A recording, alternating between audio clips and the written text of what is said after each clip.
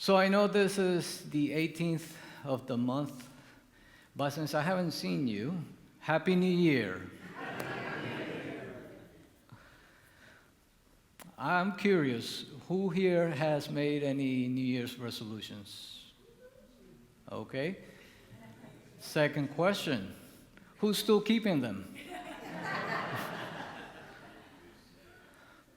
Now, as you probably, I think all of us know that keeping New Year's resolutions doesn't always work out, does it? It's hard to keep it going for 365 days, isn't it? Seems like a long time when you say it that way. But 2025 came and went like this, didn't it? And I'm sure some of you are glad that it's over, but anyway.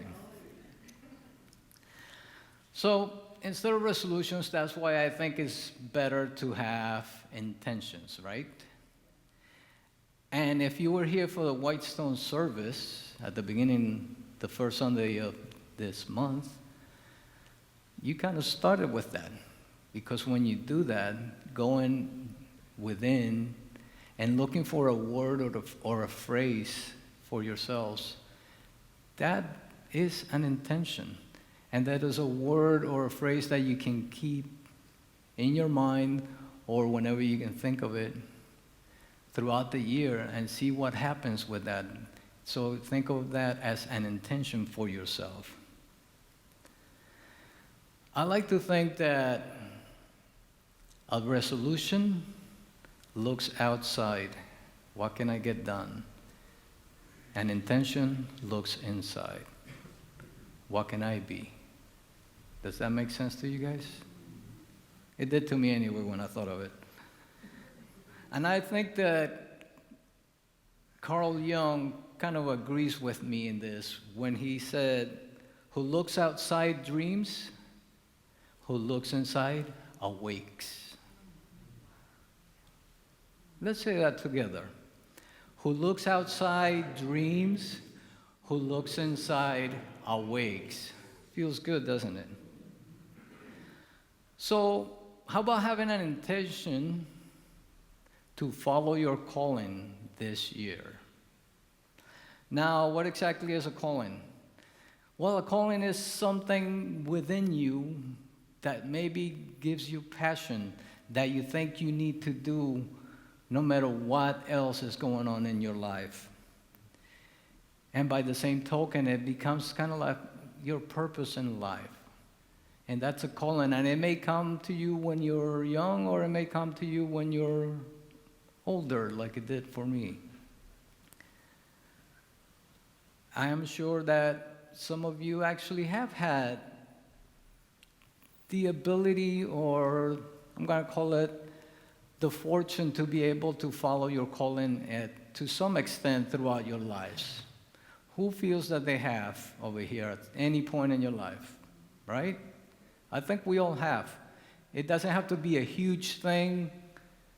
It could just be something seemingly minor, but you never know who you are affecting in your life when you go through life day to day. It could be in your job. It could be at the supermarket, right? Maybe a little smile can go a long way. Even on I-4. What? You don't think so? Oh, okay, all right. Think about if certain people had not followed their calling, where we would be. And I was reminded that tomorrow is Martin Luther King's day. Think where we would be if he had not followed his calling. And yes, there's some turmoil right now, but it could be worse if he hadn't been around to set in motion what he did, right? I'll bring it a little more to home, if you will. We would not have this building, this church, this community, spiritual community, if Carolyn Hightower had not followed her calling. She founded this church back in 1939 officially. So it's been 87 years, or it's going to be 87 years. Think about the lives that she affected while she was here as a minister. And because of what she set up, she's still affecting new lives. Hopefully in wonderful ways, right? That's why we come here, to learn how to be a better you, right? Who wants to do that? You don't have to raise your hand. Who's succeeding?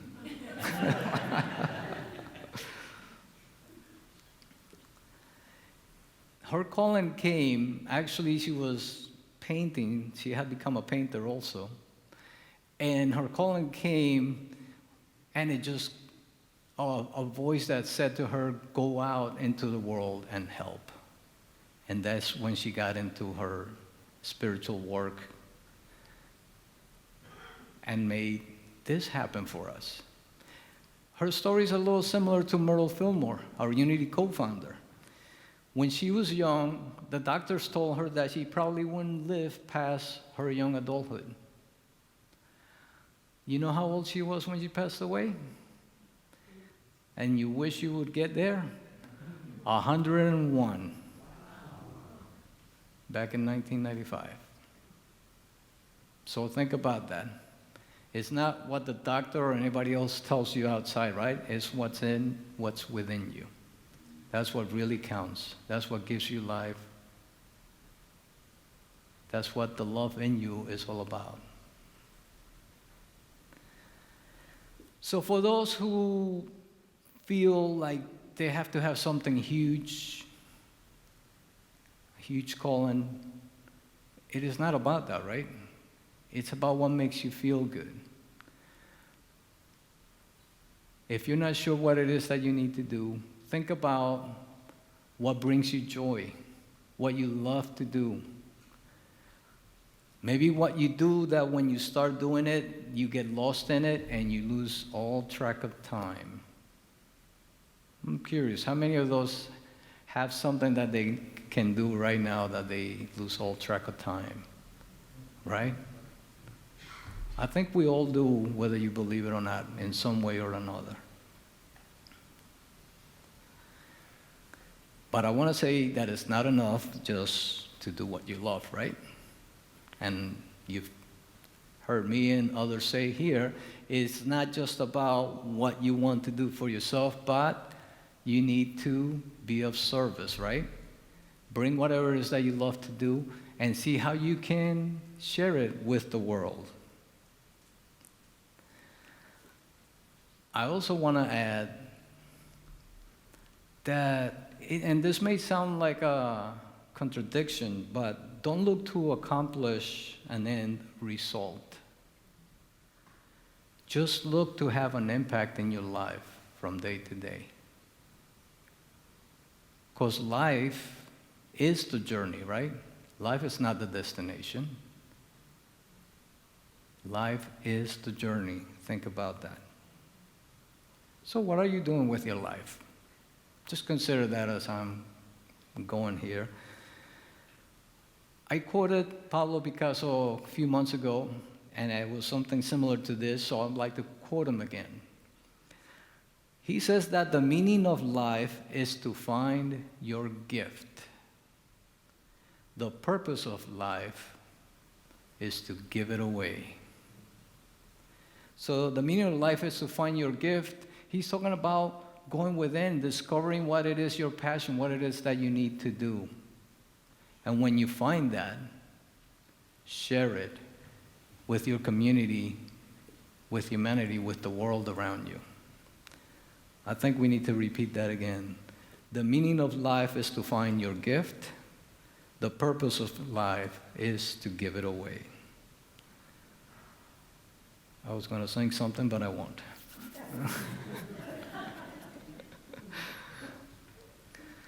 So what is that gift in you that brings you joy that you think you can share with you? Think about that. Whatever you share with the world that brings you joy, that is true fulfillment. I think I said the same thing last time. So if you're being fulfilled in life, I like to think of it as you getting everything in life, that you are complete. And I've talked about Zig Ziglar before, and I thought, you know what? I've never quoted him. As you remember me saying, his book, See You at the Top, was the very first book that I read that got me on this path. And there are a couple of quotes from him that stuck with me since then, and this is probably 35 years ago. I'm dating myself here. So his first quote that I like to mention is, you can have everything in life you want if you'll help enough other people get what they want. I'll say that again. You can have everything in life that you want if you help enough other people get what they want. Straightforward, right? If you help others, in truth, you're helping yourself, right? And that quote about having everything in your life, just the way I mentioned it before, I think of it as having everything in life is about being fulfilled with what it is that you're doing from day to day. Let me get that potato out of my mouth here.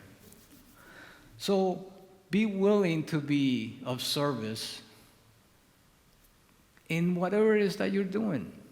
Even if you're not sure that you're supposed to be doing something, be willing to be of service whenever the chance comes your way. Even if it's something that you might think that you're not crazy about doing, I'm sure there's maybe a few of you, and it happened with me too, that I thought I didn't like to do certain things. Growing up, I thought I don't like to work on things, fix things. And I had my reasons because I had to stick around with my dad when he was a superintendent up in New York, in Brooklyn. And he always brought me with him to fix things, fix toilets, electrics, you name it. And guess what? I thought that was the most boring thing in the world. I could be outside playing, but here I am fixing things. It took a while. It took me to, I'm going to say, grow up and become mature to realize, you know what? I enjoy fixing things. For those of you who have done anything like that, isn't it a joy when you finally fix something that was hard to fix, and then it's working? I think it's great. I'm guessing those giggles I'm hearing that you agree with me. So now, if you're not sure what it is that you're to do and you want to be a little more focused on it, this is going to surprise you what I'm going to say. Go into prayer and meditation. Right? We got Unity's fourth principle, that you go within and you align yourself with divine mind so that you know what you are to do from moment to moment, from day to day. We know, of course, about Jesus, how he prayed every time, even before he went to do anything. That's why he went into the wilderness for 40 days before he started his ministry. That's why he went up to the mountain to pray before he selected his 12 disciples. And he wasn't going out there just to get away from everybody. He was going out there to align himself with divine mind, with his inner calling, so that he can move forward from that. And because he followed his calling, we have a great example that we have been following for over 2,000 years. And I know most of us don't follow it, but that's what we're here for, right? Little training wheels to get more acquainted with it, and the way we see things in Unity, I think, is helping us, the ones that are here, to understand that Jesus was here to show us the way, to teach us, and to let us know that we could do things like he did, right? So if you're still praying to a God outside, remember to bring it in. God is not just outside, God is also in here, right? If we say that God is everywhere present, is there any place that is not part of that? So why do we tend to push ourselves away from that, right? Let's bring God in. Let's bring ourselves into God. And of course, along those lines, we have the 12 powers that we follow in unity. And we can use faith, which is our power that we normally follow for the month of January. But we are going to include imagination. If we include faith and imagination, you can reimagine this year for yourself so that you can follow your calling and know that when you're following your calling, you will have your best year yet. I like to bring up numerology. 2025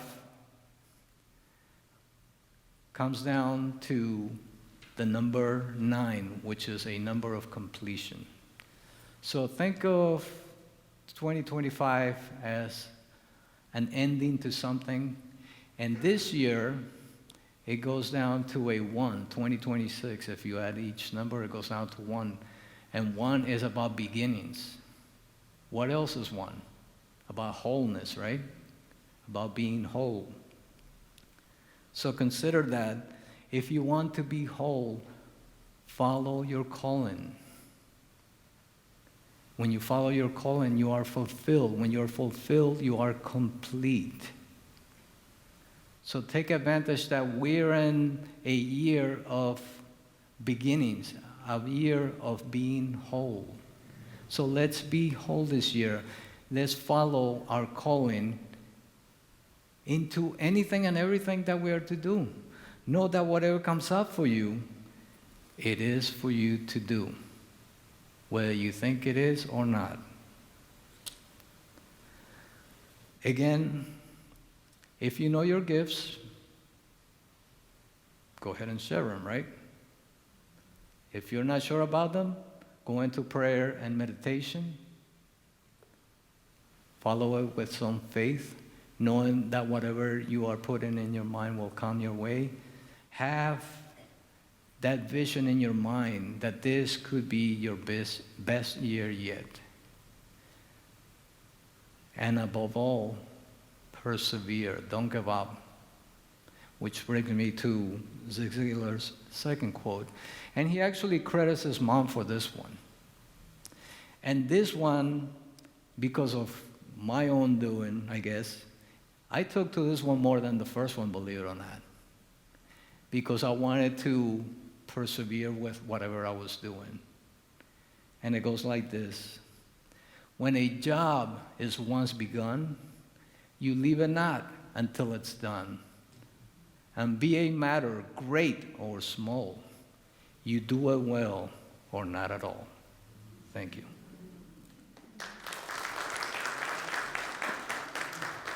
Let's go into prayer. If you wish to just relax right where you are, take a slow, deep breath. And just keep relaxing right where you are. I want you to just become conscious of your body right now. Whatever it is that you're sensing in your body, be okay with it.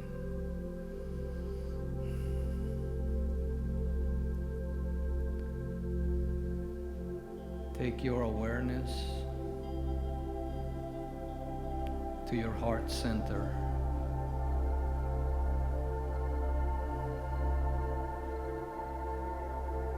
And I want you to think of someone or something that brings you joy. that you feel love for.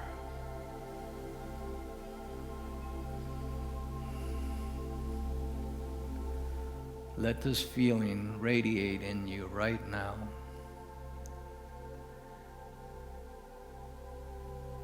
And as you keep that awareness in your heart, let that awareness expand from you right now to connect with everyone else here in this room, to blend with everyone else in this room, to let it multiply in strength and in power.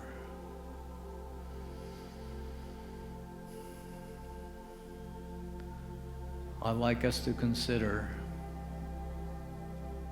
that idea of peace in your life,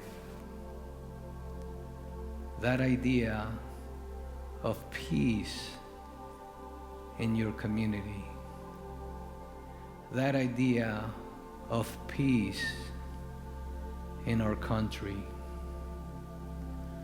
that idea of peace all around the world. Keep holding on to that feeling.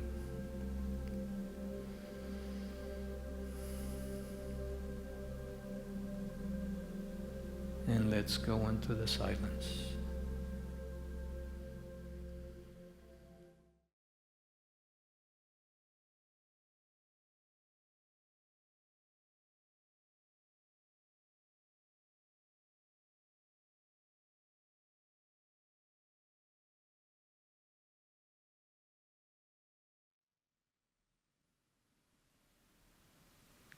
Keep holding on to that feeling of peace within you, of peace all around you,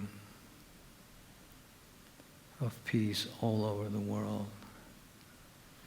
As we chant, I am peace, I'll start us off and then you can join in with me. I am peace. Together. I am peace. I am peace. I am peace. You are the peace that you're looking for. You are the light. You are the love. And you are that calling that you're waiting on. We accept this and through the name and the power of the Holy Spirit. And so it is. Amen.